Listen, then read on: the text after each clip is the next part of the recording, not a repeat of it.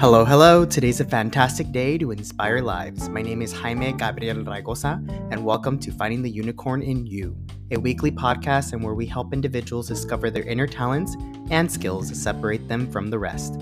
Our goal is to inspire you to find and connect with your inner unicorn. I hope you enjoy this week's show.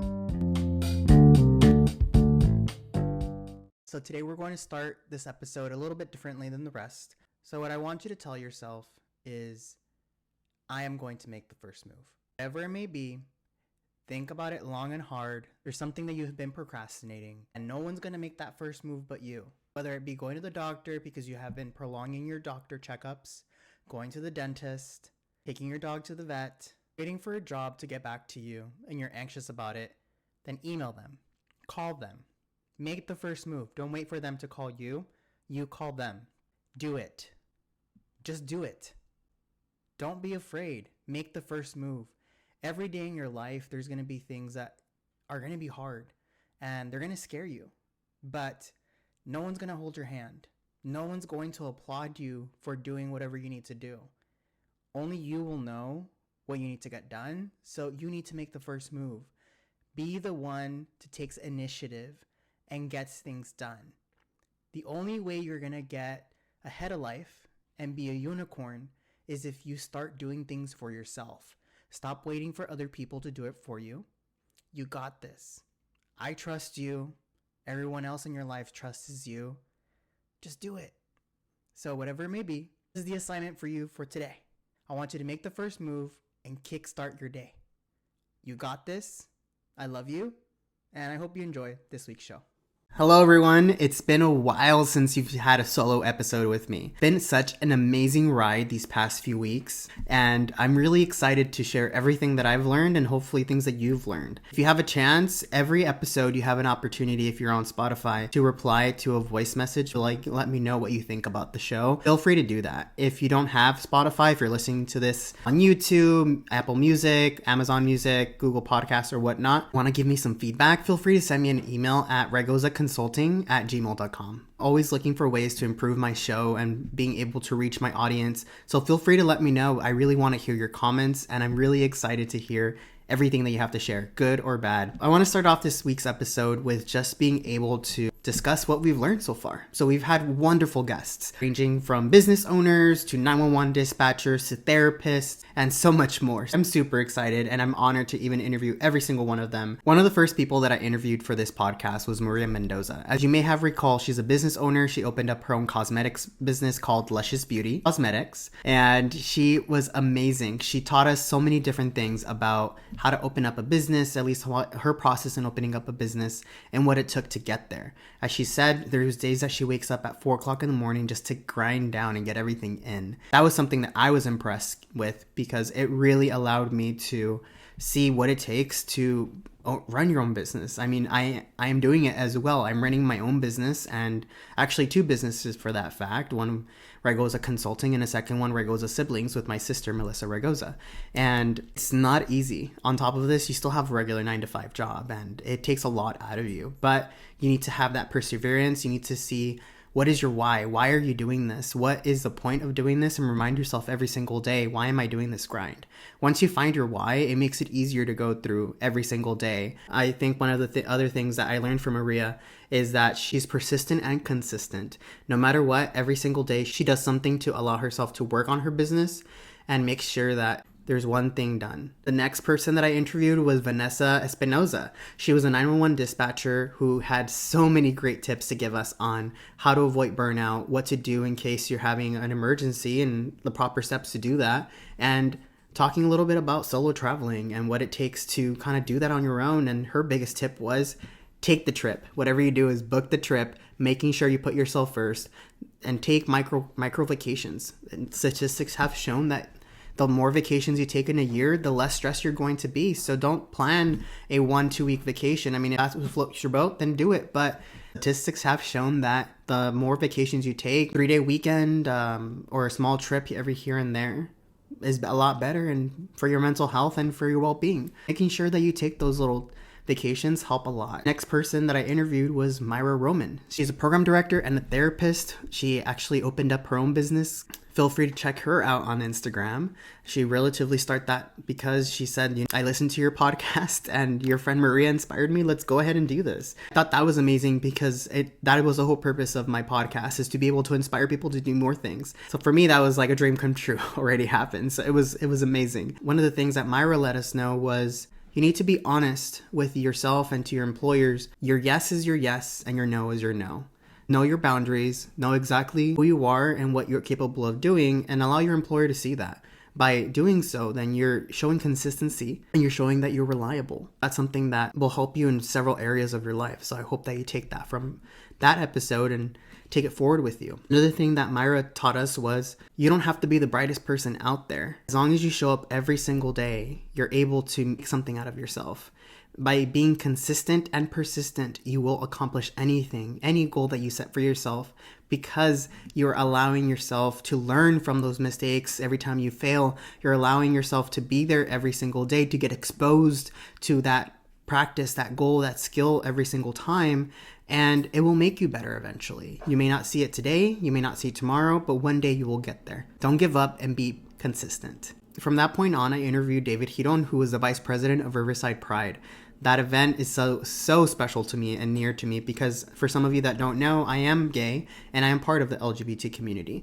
It was hard for me to come to terms with my sexuality, and it took a while for me to understand who I was. I wish I had events like Riverside Pride or LGBT Center back when I was younger, because it would have made my life and my transition a lot easier, especially as I was learning to be myself, because I didn't know what gay was until I actually went into college.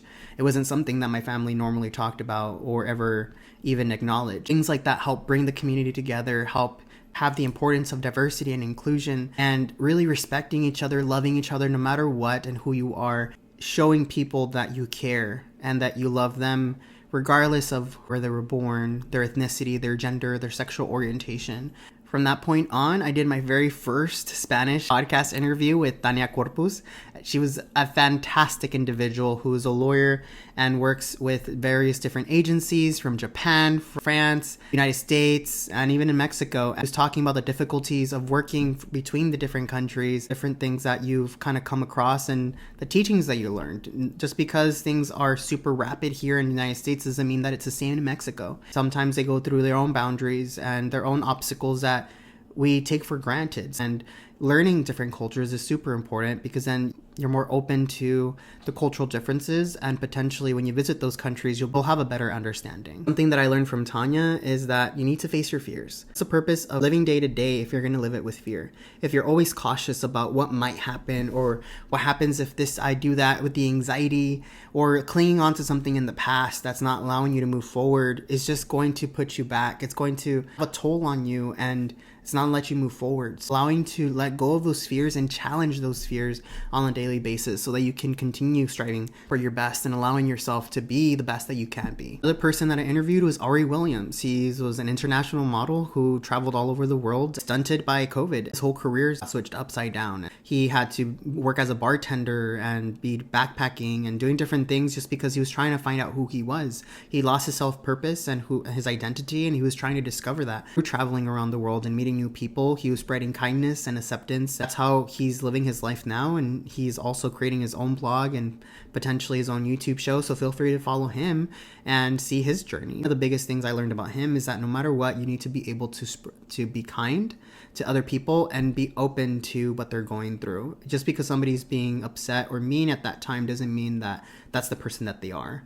Just spread kindness, and kindness will come back tenfold to yourself. I also had the privilege to interview Joseph Kibler, who is an actor, LGBT and HIV activist, who is also spreading advocacy for disabilities. He's talking about the different obstacles that he had in his life and what he had to go through. One of the biggest things that kind of stuck to me with him was that if you have no expectations set by you, by anybody around you, because people are expecting you not to accomplish many things, don't necessarily think that you're a failure, but they just think that you're not meant for greatness, then you can't really disappoint anybody by trying.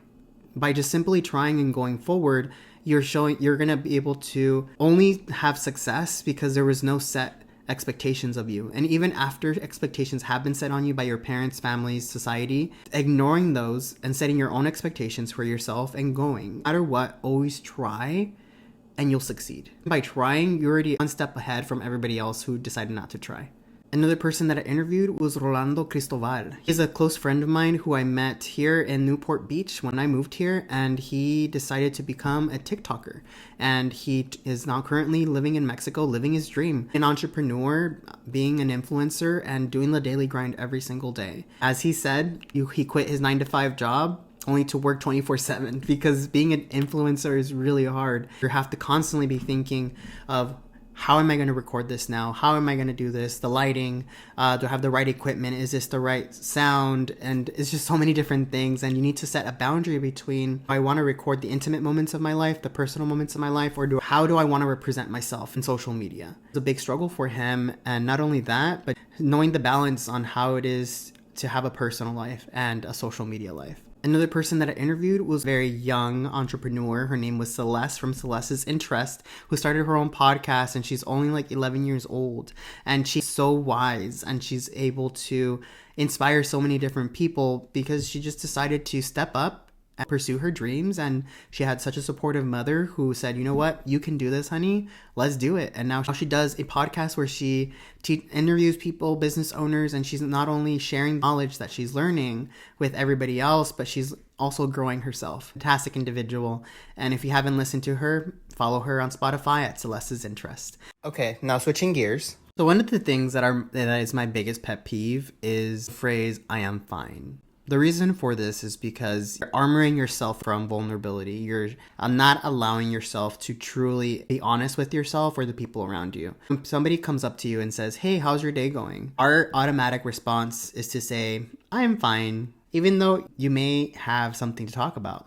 That is olive branch that you need to let it out. A lot of people feel uncomfortable. They don't want to make other people uncomfortable by saying their truth on how they're truly feeling, so they mask their emotions and say, I am fine. And we get so accustomed to do this with strangers that, and at the workplace or with our parents or with our partners, that when it really matters and we're really not fine, we don't say it. We're trying to make everybody else feel safe. We're worrying about their emotions versus ours. But you have to make sure to really talk to people when you're not fine.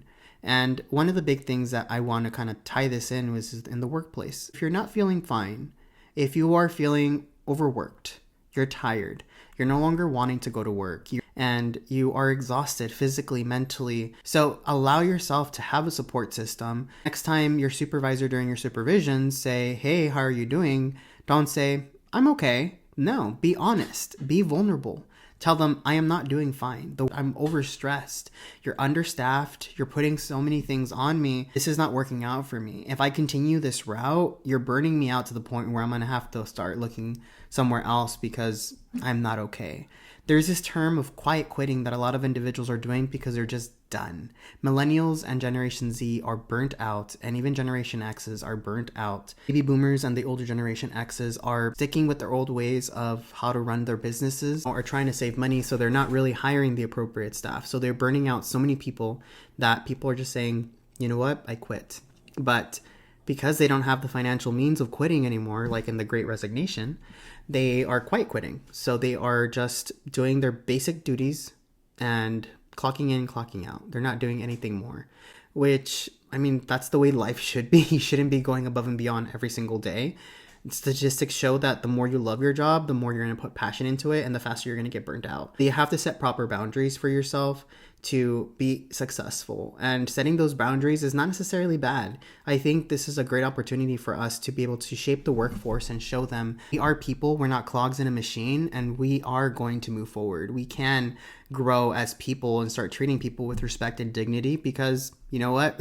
We're people, we're not machines. Lastly, what I want to talk about is an interesting article that I've read. It was conducted in 2012. And they studied personal identity in the workplace. And what they learned by doing a survey with 211 people is that the more you suppress somebody's identity, the more likely that person's to get depressed, feel discriminated, racism, and quit. Is that really surprising? This is happening in the real world. We try to avoid places, cities, countries that don't really accept us for who we are. So why would that be any different in the workplace? It's why I think diversity and inclusion is super important in the workplace, because you have to be able to acknowledge that people are different, that they come from different places, that they have different cultures, that they have different backgrounds, and seeing how that affects your workflow. If we ignore it and start to standardize everything based on what the heteronormative like white culture, you're not going to be able to assimilate well with Hispanics working there, with African Americans working there, with people from the LGBT community. It is really important for you to acknowledge the differences and include people, because if not, microaggressions start occurring. People start making jokes, or they start saying things out of ignorance or even on purpose to hurt these individuals. They start to leave because they don't feel in a safe environment, and you start losing all these wonderful, talented employees because of your ignorance. As employers and as employees and as co-workers, we need to do better. We need to be able to include people in our processes, in the way that we do things, simply by asking, is that okay with you? What are your thoughts? Creating a committee, simple as that. Getting a group of individuals from diverse backgrounds that are working with you and asking them, what can we do to make our workplace more inclusive? What can we do to teach and acknowledge people to be better? And I think this is something that is needed in every single organization, because if not, you're not going to catch up with the times. You're going to fall behind, and eventually your business is going to close because you're antiquated and you weren't willing to adapt to change. If there's one thing that you come out of this, is that you always have to adapt to change. Change is needed and is unavoidable. Change is always going to happen whether you want it or not. As every day passes, change is happening. Your body's changing. You're growing older. Your body is maturing. Your mindset is changing every time you have a different interaction with a different individual. And people around you are changing. New generations are growing and the older ones are leaving. Change is unavoidable. It's going to happen. So you have to be able to adapt to it, or you're going to end up failing. It's going to suck. And yes, we are all resistant to change, whether we want to or not, because it's a shock. You are like, whoa, this is not what it used to be. This is not the way that I'm accustomed to do things. But it's okay. Change is not bad. Change is, like I said, something that's making life better, whether it be a technological advancement or a change in workflows. It's all there, and we just need to learn change management and be okay with it. Tying everything together, you need to be okay with change, and you need to be able to embrace change in your life and the diversity, and include as many people as possible in the way that you're doing things at work, in your personal life, and beyond. Be aware of microaggressions, and if you don't know what that is, microaggressions are little jokes or things that we say that are, in a sense, insulting other individuals of other ethnicities and cultures, either subconsciously or on purpose. And you need to be careful of those things, because you're bringing those people down and it's affecting their psyche, whether you want it or not. And you need to do better. I'll share a personal story with y'all. When I was younger, I was looking for apartments, and I had been out already, and I've already accepted that I was gay. It was a process, because I did grow up in a very Catholic family, and I was looking for different jobs, and I wanted to be better, and I wanted to live in a safe place. So as I was apartment hunting, I was looking for different places that could potentially be safe for me, and I wasn't putting myself in danger. I loved this one location. It was a house. I was going to rent a room from a very nice landlord, and we were about to sign the contract, and we had several interviews back and forth. We talked on the phone, we had little interviews, and we both loved each other, and we said, you're going to be a really good tenant. And when it came down to signing, I was wearing like an LGBT shirt, and it was like not even anything big. It just had the gay flag. And the guy said, this is not going to work out. Sorry. And I was just like, well, what's going on? And he said, sorry, this is not going to work out. I said, why is this not going to work out? And he said, well, we really don't like your type here. This is a safe zone for us, and we really don't want any complications. And your people usually bring a lot of drama in here, and we don't want that. And this is not a home for you. He basically kicked me out. And I felt so bad, because we connected in a very personal level and we shared so many different things. And just because I was gay, he said that's not going to work out. And even though he didn't personally live there, and the other roommates, they were hardly there. But it just didn't work out because of who I was. And that hurt me a lot. With that, there was another incident where I was applying for a job. And I was 20. I didn't know better. I basically made it to the third round of interviews, and I was interviewing with the CEO. And it was a small company. It was only like 50 employees. It was for a case management company in homeless services in Fontana, California. And I was sharing my experience with them, and the person said, "You're overqualified. We would love to have you here. We think that everything's going to be good. You bring a lot of diversity into the building." And I was like excited. So it seemed like an open company. I was super excited, and I did have a partner at the time. She was asking me questions about my personal life and what I like to do for fun. So I mentioned that me and my partner like to go out to go camping, and we would go hiking a lot with my dog. And the CEO was like, "Oh, your partner, like, where does she work? What does she do?" And I was like, "Oh, well, he does this and that." And her facial expression just changed. And she was just like, "Oh, okay. Well, I think I've heard enough. Thank you so much for your time. I appreciate you, and we'll get in touch." And I just felt this change of demeanor. And I asked her, "Can I ask you something?" And she's like, "I'm really busy. I have meetings, but if it's a quick question, sure." She was rushing me out. And I said, "Your demeanor just changed. So I just want you to be honest with me, because I thought this was going very well. And obviously I'd said something that didn't resonate well with you. Is there something that I can clarify or anything that I can elaborate on to change your mind? Because it seems like you're rushing me out, and I just want to be very vulnerable and honest with you, because I really do think that this company is a good fit for me, and I think that I can bring a lot to the table." And the CEO essentially looked at me and said, "Off the record, we're just not comfortable with your type of people here. And I have a certain work culture here, and I don't want to disrupt that.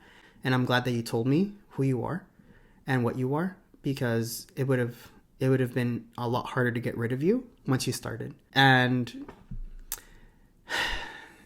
I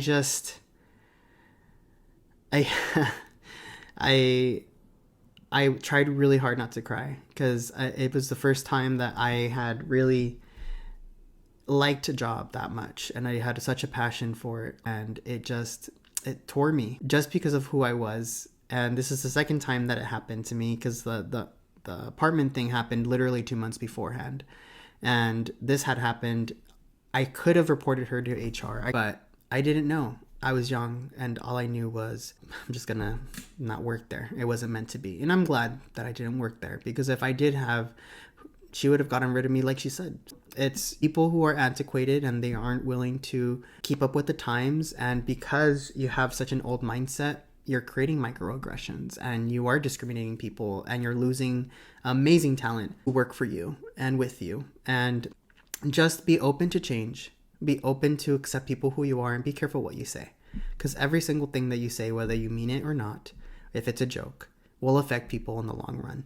That pretty much sums up this week's episode. I really do appreciate everyone who is listening to me, and to all of my guests that have come here. I am beyond amazed at how well this show has gotten, and I'm super excited to continue making shows. I do want to let everyone know that I will be taking a holiday break. The last episode this year will be November 11th of 2022, and it will resume on January 13th of 2023.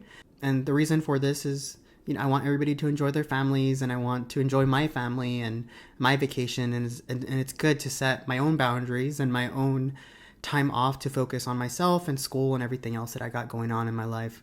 But from that point forward, from January 13th, the show will continue, and season will end on March 3rd of 2023, and it will start back up in July. And that's how the different seasons will occur, and it will roughly have a total of 27 to 30 episodes every season. I really hope to continue expanding this and reaching out to more people. This is just the first season of many, and I'm super excited. And like I said, I'm really, really, really thankful for all of you and for your consistency in listening to what I have to say and what my guests have to say. And I hope you enjoyed this week's show, and until next time, goodbye. Thanks again for listening to Finding the Unicorn in You. I would like to ask you to do 3 things for me. If you have enjoyed this episode, or if you are enjoying listening to this podcast, hit the subscribe button and share it with a friend. I have a lot of great guests and content that are coming up in the future, and I don't want you to miss a thing. 2, if you have any comments, suggestions, or feedback that you feel would make this podcast better or more engaging, or if you would like to be interviewed for a future episode, feel free to shoot me an email at regozaconsulting@gmail.com. Lastly, if you like this podcast and would like to support it, We are accepting any donations to help sustain future episodes. There is a link in the description of this episode. Feel free to click it and to donate anything from a cent to your heart's content. All donations are truly appreciated. Thank you again, and see you next week for next week's show.